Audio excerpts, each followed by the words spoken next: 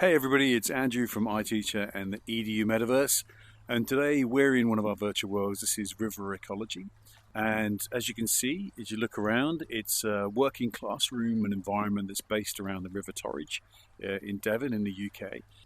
Okay, so you can see our QR code there. Feel free to scan that in if you want to know more about the worlds. This is a 100% official world. We're going to go and have a look at Jess. Jess is a really interesting construct because she's generated with AI. Hi everyone, Jess here. I'm currently standing on the banks of one of England's most famous waterways, the River Torridge. This river is not only beautiful and scenic, but it's also an incredibly important part of the local ecosystem. So she will talk, and we can actually get her to talk on any subject that we want to.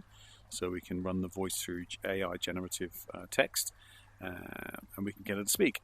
We're going to go over here and have a little look, because this is my favourite part of this one. This is a riverbed walk. And really, everything the Edumetaverse does is designed by teachers for teachers. And so we know what's in the curriculum and we know what's engaging for students. And we're finding that a lot of the problems, and I see all the time, school teachers fed up and kids misbehaving. And there's a reason for that. And it's boring, right? School's boring. It is dull. And I'm telling you that as somebody who's a practitioner of the classroom. You know, what we build one day is in the classrooms the next, because we're teachers. So we understand that then there's a lot of things happening in the background that we're probably not addressing, and one of them is engagement or disengagement. So let's have a little look at what we've tried to do to make this one engaging. So we're thinking, if you're going to learn about the river, why don't you get into the river? So we can go down now with the headset, with the WebXR versions, you can just walk through, but with the VR headset, you've got to sort of go. We tried to make it. Let's go back a little bit. You can follow the riverbed. And as you do, you will be able to see some of the animals and creatures here.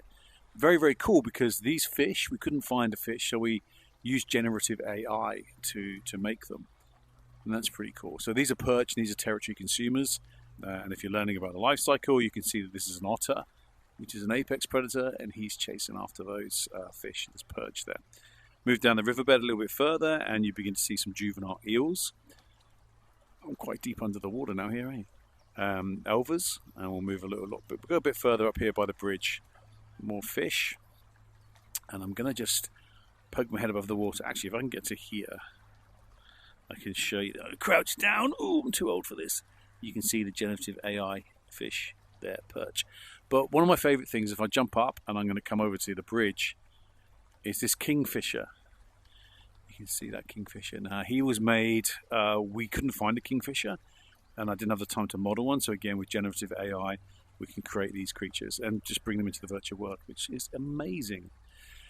All right, and like I said, I'll go over there quickly because we've got two classrooms. So if I go over the bridge and move towards the classrooms, we have two separate spaces. So two classrooms in one virtual space, in one beautiful panoramic vista.